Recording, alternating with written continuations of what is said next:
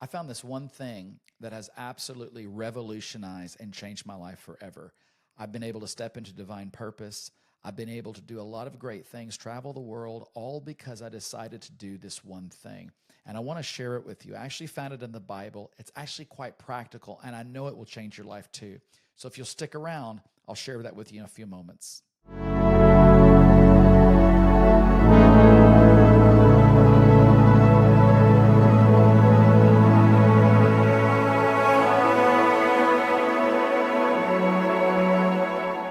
Now, here's that one thing that I learned that has absolutely revolutionized my life, and it's found in Philippians 3, verse 13. And Paul, the apostle, who wrote really much of the New Testament, who had heavenly encounters, who had a ministry, who started churches, who had a lot of influence, he said this in Philippians when he was writing to the church in Philippi. This is what he said. He says, "Brethren, I do not count myself to have apprehended it." In other words, he's like, listen, I've done a lot, but I haven't arrived. I haven't attained all that I know that God has put on the inside of me. And then he goes on to say, "But one thing I do, forgetting those things which are behind and reaching forward to the things that are ahead, I press towards the goal for the prize of the upward call of God in Christ Jesus."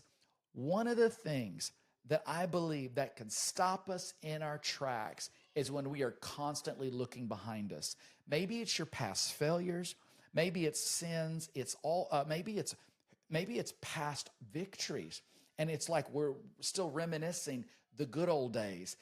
Sometimes our past, whether it be good or bad, can paralyze us from stepping into the purposes of God and all that he has for us. There's a great quote by a man by the name of Ike Ringhart, and he said this: "The day our memories become larger than our dreams is the day that our soul begins to shrink." Come on.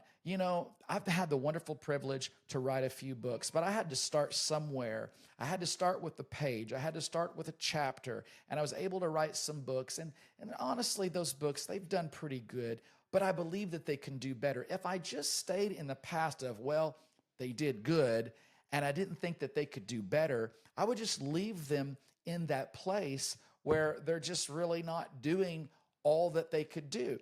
And so I felt this conviction. Listen, forget the old days. Forget the good things that you've done. Those are good things. We want to celebrate those things, but don't get stuck there because there's always more. Don't get stuck in your past failures because there's always more. Don't get stuck in your past victories because there are always more. We celebrate the victories, but come on, our victories that we've won in the past are only there to catapult us and launch us into the future. So let's be like Paul the apostle. Let's forget those things that are behind us, whether they're bad or maybe even they're good, and let's move on and get divine strategy, divine perspective, divine focus so that we can see all that God has for us, so that we can step into this new year, stepping into the more that God has for us. Listen, I love you. I bless you. I thank God for you. If you love this, check out my other video. We share the word of the Lord for 2025. God bless you.